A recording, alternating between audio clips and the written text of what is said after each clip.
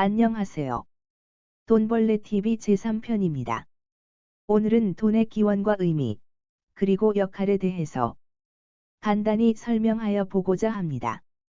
먼저 돈의 기원은 우리가 상식으로 생각하듯이 물물교환의 대가로 탄생한 것이 아니고 하무라비 법전에서 범죄를 저질렀을 때의 그 대가로 돈이 생겨났다고 합니다.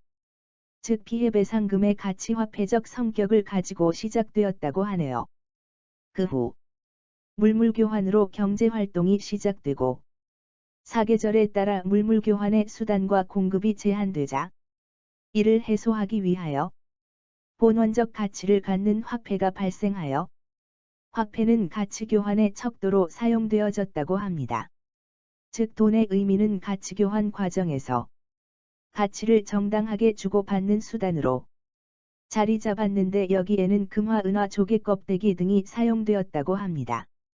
그러다가 중세사회로 넘어오면서 돈은 노동의 가치를 대변하는 수단으로 사용됩니다. 즉 내가 가지고 있는 1만 원은 내가 1시간 노동하여 축적한 교환수단이라는 것입니다.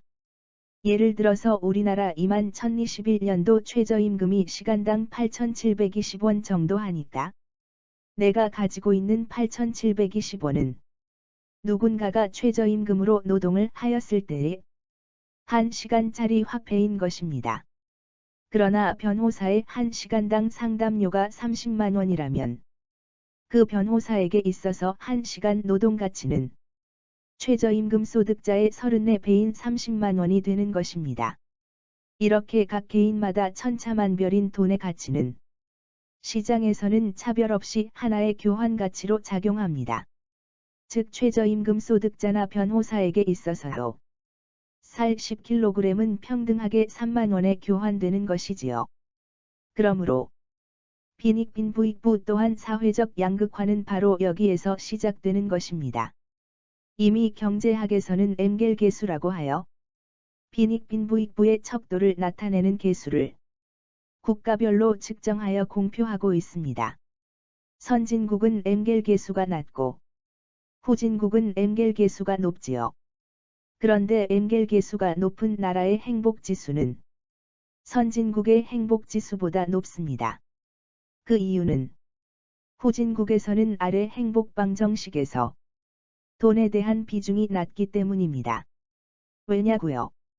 그것은 나중에 설명하도록 하겠습니다. 행복한 삶의 방정식. 행복은 X 플러스 Y 플러스 CG 플러스 등등.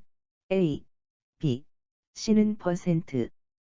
라고 할 때 A, B, C는 내가 부여하는 비중 즉 퍼센트 사인이고 X, Y, Z는 내가 추구하는 만족 요소 즉 돈, 명예, 권력, 성취도 등을 말합니다. 따라서 A, B, C는 상수이고 X, Y, Z는 변수라 할 수 있습니다. 예를 들어서 내 인생의 목표는 돈이다 라는 사람이 있다면 그는 행복은 100X입니다. 즉 돈인 X가 100%인 것입니다. 또 다른 사람은 나는 공부를 열심히 해서 돈보다는 명예와 권력을 가져야 세상 사람들로부터 세평을 좋게 받으며 편하게 살고 싶다라고 하면 행복은 20X 플러스 50Y 플러스 30Z로 표현할 수 있겠지요. 이와 같이 행복 방정식은 각 사람의 특성과 개성에 따라 개인 차이가 존재합니다. 그러므로 돈이라는 것은 각 사람의 주관적인 개인 차이에 의해서 그 비중이 차이가 나는 것이므로 돈에 대한 가치는 천차만별이라 볼 수 있는 것입니다.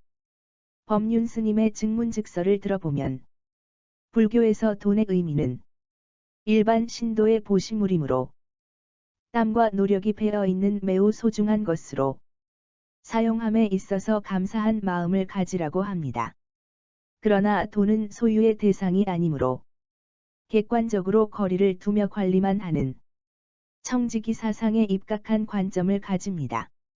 즉 소유자가 아닌 단순한 관리자로서 돈을 관리하는 입장에서 돈을 바라본다고 합니다. 따라서 불교에 있어서 무소유의 기쁨이 더 크다는 것도 말이 되고 산은 산이고 물은 물이며 돈은 돈이다. 즉 모든 만물을 동등하게 보고 돈을 돈으로 보면 돈 또한 공허한 것이기에 그 집착에서 벗어날 수 있다는 내용입니다. 위와 같은 불교에서 돈에 대한 사상은 기독교에서도 마찬가지로 존재합니다. 청지기 사상은 과거 청교도가 영국에서 미국으로 건너갈 때 전파된 신교 사상으로서 미국 선교사들이 한국으로 선교하러 오면서 한국 기독교 내에서도 널리 퍼진 사상입니다. 그렇다면 돈은 과연 어떠한 일을 할 수 있으며 그리고 돈으로 할 수 없는 일은 무엇이며 하는 돈의 능력에 관하여 알아보아야 돈의 가치를 공정하게 볼 수 있는 눈을 가질 수 있겠지요. 다음 돈벌레 TV 제4편에서 위와 같은 이야기를 해보도록 하겠습니다. 구독과 좋아요는 저에게 큰 힘이 됩니다. 안녕히 계세요.